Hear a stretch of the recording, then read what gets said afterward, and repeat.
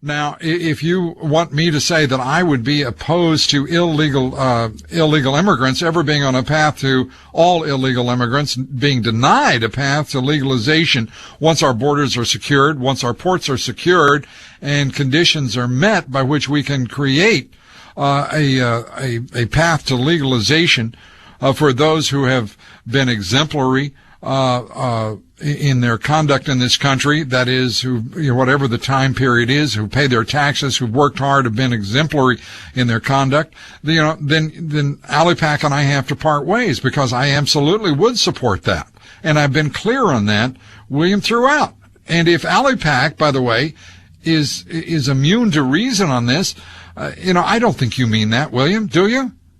We have monitored this situation for 5 years, and when George Bush has opened his mouth about legalizing illegal aliens, the flood comes in. When he stopped running his mouth about legalizing the illegal aliens and started with some mediocre enforcement, almost a million illegal aliens left the country. We were down 1 million illegal aliens, according to both sides of this debate, last year. Then Obama comes back in, and he starts talking about legalizing them, and Gutierrez... By the way, William, if you believe that, if you believe that we have seen a significant outflow of illegal immigrants in this country, then I think you're buying into the propaganda, because I don't believe that for a moment. The pro-amnesty Pew Hispanic Center seems to believe so, and the pro-enforcement side, our main researchers, the Center for Immigration Studies, seem to think so. We have reports from the borders of spikes every single time that Bush or them would mention the policy. A lot of us believe that one of the reasons so many illegal aliens are still hanging on in the country right now instead of leaving against the bad economy and the increased enforcement on the state level, with over 30 states having passed some form of immigration enforcement on the local level, is the hope of legalization that's being given to them by politicians. And if that's what you're going to offer, Mr. Dobbs, that is not going to be a substantial change from John McCain and Mitt Romney and them. And so, we would... Well, I would... Okay. Well, I would hope that you would consider this.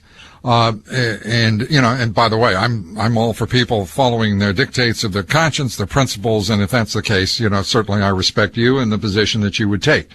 But at the same time, let me be clear again. I am going to, as a condition preceding to any discussion of a path to legalization, there has to be a secure border, secure ports, and control of immigration in this country. And if there's not any room in Alipak for some understanding that you're not going to get everything you want, nor will I, nor will La Raza or MALDEF certainly, then the problem becomes simply intractable. And I will tell you, there will be no winners at all. And it's time for us to quit shouting, in my judgment, William, past one another. And I would invite you to join me in talking with those to whom we can build bridges and to discuss what is an effective public policy that is in the interest of the nation, in the interest of American citizens, and move forward.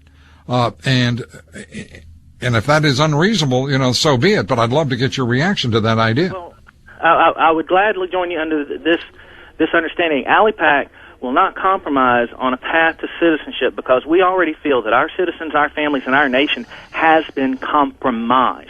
There's no room left. Oh, hell, you better believe it. You don't have to feel it. We know it. All right. And the word compromise is just a hair short of capitulation and surrender. When you think, even if, let's say that we had our dream, and tomorrow, the border was secured, and tomorrow they were finding employers for hiring illegal aliens, and tomorrow local police were on the lookout for illegal aliens committing other crimes and deporting them when caught, and that was all functioning wonderfully. Then you turn 5 to 10 million illegal aliens into voters 5 years down the road. What has happened to us? Do you think that the enforcement and the borders would continue? It's a game over. The illegal aliens must leave the United States under current law.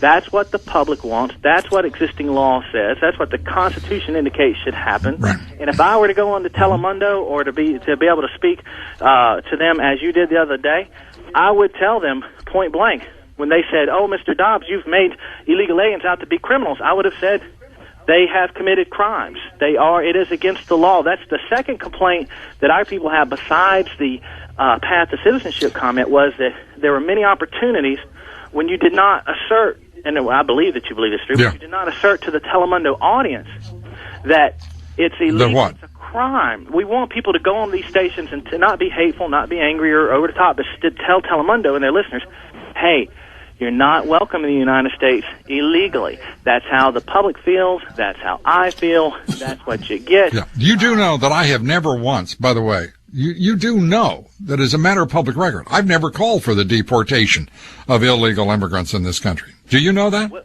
I've heard you say that. I have. Yeah. And I still don't. And by the way, I'm going to stand up to whomever wants to discuss this issue, whether it's MALDEF, whether it is La Raza, to whomever. Look, they have been after me because I am a voice of reason. I am a centrist voice, and it drives them mad because I deal with the economic, social, legal, and national realities in this country. I am not pursuing an ideological resolution. I am pursuing one that is in the national interest, in the interest of all American citizens. And, William, I hope that you'll join me at the table as we talk about this. As I hope, by the way, MALDEF has, my guess is there is no way in the world they will respond to my open hands looking to move toward a solution here. But if they do, I would love to have them at the table. My doubt is profound that they would ever do so because they are so ideologically driven, so utter committed to duplicity and deceit in their public positions that I doubt that they would dare. I doubt they would have the intellectual courage to sit down at a table with reasonable people and try to reach a sensible solution. I'm delighted that you will consider it. I hope you will be at that table, and I hope that we can all get to that table soon. William, how about it? What do you think? If you decide to pursue that, you know, I can respect you deciding to do that. Me, I don't think it's worth our time. I think these groups are enemies of the United States as it's been known. I think that these people are bordering on treason against the people of the United States of America. They support the invasion of this country. They support policies and open borders policies that put our people at risk of crime, disease, and terrorism. And I can tolerate another opinion in this country, sir, but when their opinion is reflected by less than 20% of the U.S. population, yet it is still proceeding as an agenda, yet they are still in danger of passing legislation as they were when we all stood together. I know you remember what it was like, sir, when we looked at the TV screens and you were the only voice that was really hitting hard against those Senate bills, and they were going to pass this, as John Boehner said, piece of you-know-what. Despite massive public outcry, that's who these people are. That's what they're doing. I don't have any desire to negotiate with them. I want to see them, I want to see their organizations relegated to the scrap heap of history like the KKK. All right. You know what? I'm going to put you down as a possible. Can I do that? William, look, I want you to reflect. I'm going to ask you to do that. I want you to reflect on what we've said here. No one is more passionate, certainly, than I am about the integrity of our borders, our ports. I know you are as well. And I believe that we are all committed as well to the national interest as American citizens. I hope you will consider sitting down, and if you want to tell everybody at the table to go to hell, that would be the right of anyone at that table.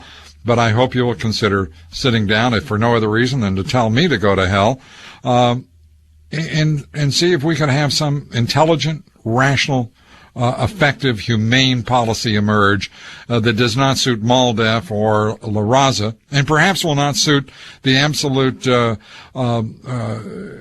purity that you're asserting on the part of ALIPAC. But somewhere in the middle may rest a solution that is reasonable, effective, and humane. I hope you would consider it. Will you do that, William, for me? Well, I would consider it, but I will remind you that if they turn illegal aliens into voters, the borders of the United States are gone, and gone forever. Peacefully, and political resolutions are gone out the window with them. I would encourage you to really, really look closely. I know that in the past you've written and said and had different things, and that you want to be consistent, but I would ask you to look at what it needs to be said now, what the focus needs to be now at this particular time where you're no longer on CNN with us, where this debate is about to go into that amnesty legislation attempt again, as well as the 2010 election cycle. You can rest assured, William, that I will be the loudest voice there is against unconditional amnesty and the gaming of the system by both political parties in Washington, D.C. Let's do this. I appreciate you taking time. Glad to have you here on the show. William, let's talk again soon, and I will make that an open invitation as to when you want to. Give me a call anytime. We'll discuss what makes sense going forward, and I appreciate, again, your time here on the Lou Dobbs Show. William Gheen, he is the president